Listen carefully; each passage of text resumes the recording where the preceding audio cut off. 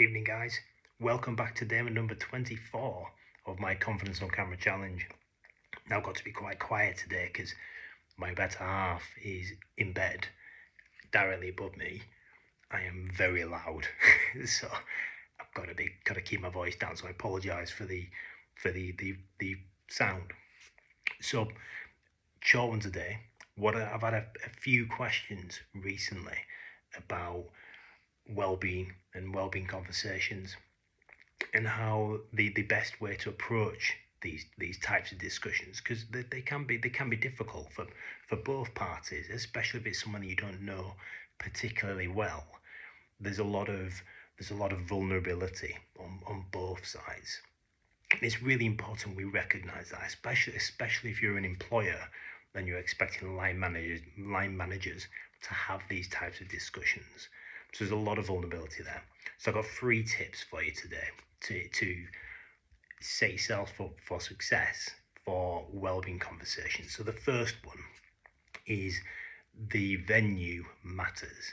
So don't do it in the middle of an office. It sounds obvious, but this isn't always common knowledge. The venue matters. Find somewhere quiet, out of the way, somewhere calm, somewhere relaxing, somewhere where someone has a hopefully will find it easier to open up. So first, venue. Find somewhere nice, basically. Number 2, always ask open-ended questions. So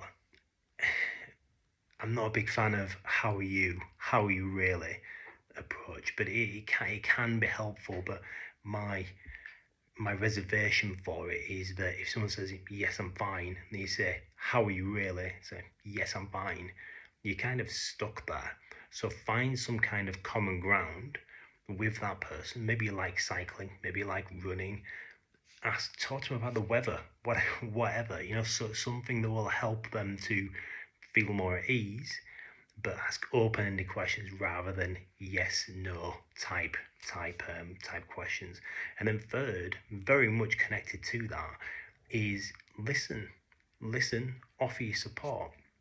You're not expected to be a expert here.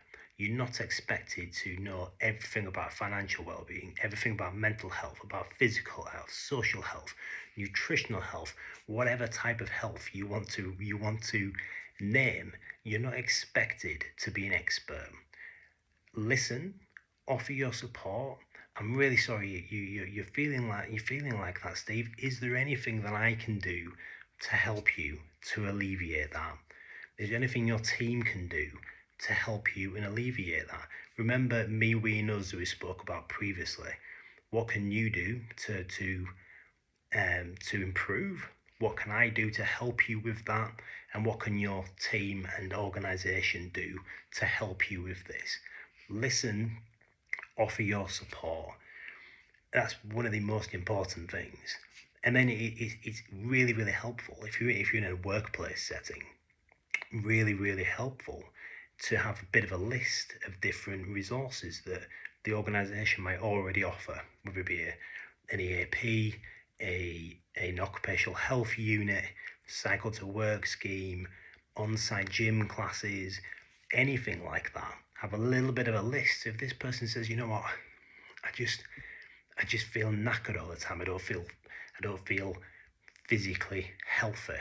Oh, well, I'm sorry to hear that, Steve. Did you know our organisation has a cycle to work scheme? Maybe you might want to check it out. Did you know you get discount gym memberships at Pure Gym down the road? Well, it might be worth checking it out. Having a bit of a list and a bit of an idea on what you've got available can be really, really helpful in you signposting people to appropriate resources and appropriate support. So they're my 3 sort of big tips.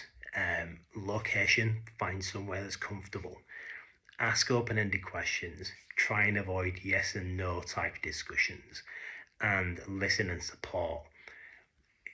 Talk to that person about what they can do to help with their well-being, but also offer your own support.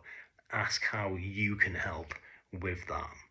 So that's me for today. Again, apologies for the volume.